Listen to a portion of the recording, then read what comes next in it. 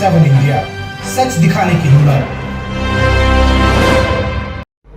नमस्कार, news 24x7 India में आपका स्वागत है। मैं हूं आपके साथ नेहा।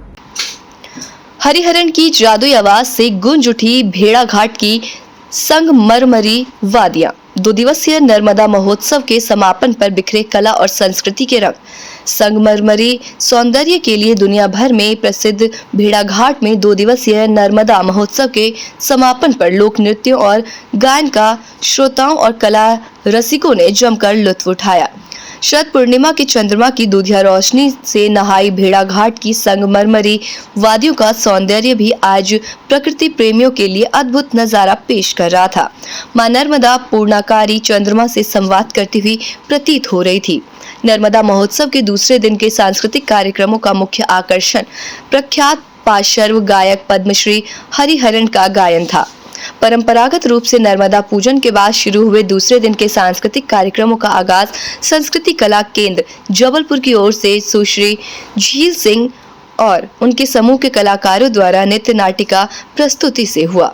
सुश्री झील सिंह और उनके समूह ने मराठी भाषा से सुप्रसिद्ध गीतों पर शानदार नृत्य भी किया, जिसे लोगों ने खूब सराहा। इसके बाद महाराष्ट्र से आए कलाकारों द्वारा महाराष्ट्र के लोक नृत्य लावणी की मनमोहक प्रस्तुति दी गई।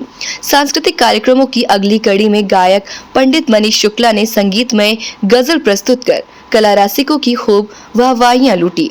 पंडित शुक्ला ने अपनी सुमधुर आवाज में मां को एक गजल निवेदित कर महफिलों में 4 चांद लगा दिए। तो वहीं नर्मदा महोत्सव के दूसरे और समापन दिवस की अंतिम प्रस्तुति पद्मश्री हरिहरन का गायन था। नर्मदा महोत्सव के दूसरा समापन दिवस के सांस्कृतिक कार्यक्रमों के मुख्य अतिथि प्रदेश के लोक निर्माण मंत्री श्री राकेश सिंह थे। कार्यक्रम की अध्यक्षता विधायक श्री अशोक रोहाणी ने की।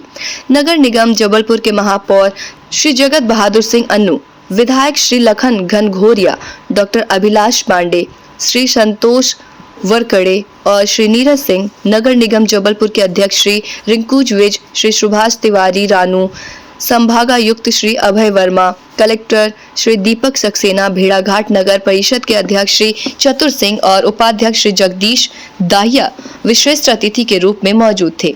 इस अवसर पर रानी दुर्गावती के शौर्य पराक्रम और उनके जन कल्याणकारी कार्यों पर आधारित स्मारिका का विमोचन किया गया। दूसरे दिन के सांस्कृतिक कार्यक्रमों के शुभारंभ के पहले लोक निर्माण मंत्री श्री राकेश सिंह और अन्य सभी अतिथियों ने मां नर्मदा की पूजा अर्चना की।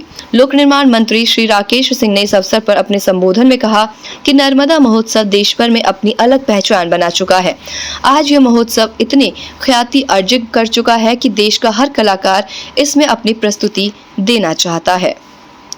लोक निर्माण मंत्री ने कहा कि मां नर्मदा के तट पर लगातार 21 वर्ष से आयोजित किए जा रहे इस महोत्सव में लोक कलाओं, शास्त्रीय और सुगम संगीत और भजनों को मंच प्रदान करने के उद्देश्य से हम सफल रहे हैं। लोक निर्माण मंत्री श्री सिंह ने कहा कि आने वाले वर्षों में नर्मदा महोत्सव का आयोजन और भव्य स्वरूप लेगा। इसकी कमान अब क्षेत्रीय विधायक नीरज सिंह के हाथों में होगी और इसे और वृहद स्वरूप प्रदान करने में सभी का सहयोग मिलेगा। उन्होंने कहा कि आगामी वर्ष में यहाँ दूधिया लाइट लगा दी जाएगी, जिससे ये महोत्सव और भी आकर्षक होगा। विधायक श्री अशोक रोहाणी ने अपने संबोधन में कहा कि नर्मदा महोत्सव की ख्याति यहाँ प्रस्तुत किए जाने वाले गरिमापूर्ण सांस्कृतिक कार्यक्रमों के दिनों दिन बढ़ती जा रही है। उन्होंने आगे भी इन आदर्श मापदंडों को बनाए रखने की अपील करते हुए सभी को शरद पूर्णिमा की शुभकामनाएं दी। विधायक डॉक्टर अभिलाष पांडे ने कहा कि किसी भी कार्य की शुरुआत सरल है, लेकिन उसकी निरंतरता बनाए रखना कठिन होता है। लगातार 21 वर्ष से आयोजित किए जा रहे नर्मदा महोत्सव ने भेड़ाघाट के साथ साथ जबलपुर को नई पहचान दी है। नर्मदा महोत्सव के समापन दिवस की अंतिम प्रस्तुति में दिल को छू लेने वाली गजलों और बॉलीवुड के गीतों के लिए मशहूर श्री हरिहरन ने अपनी गायिका का जादू बिखेरा। श्री हरिहरन ने धीमी धीमी भीनी भीनी खुशबू है तेरा बदन अपनी गायकी की शुरुआत की और ओ हंसिनी मेरी हंसिनी से लेकर एक से बढ़कर एक फिल्मी और गैर फिल्मी गीत और गजलें प्रस्तुत की। महोत्सव के दूसरे दिन शरद पूर्णिमा पर रंग बिरंगी आतिशबाजी भी दर्शकों के बीच आकर्षण का केंद्र बनी रही। आज महोत्सव के पहले दिन की अपेक्षा कहीं ज्यादा कला रसिक गीत, संगीत और लोक नृत्यों का लुत्फ उठाने भेड़ाघाट पहुंचे थे। अनुराग शुक्ला की रिपोर्ट। फिलहाल के लिए इतना ही, दीजिए इजाजत, नमस्कार।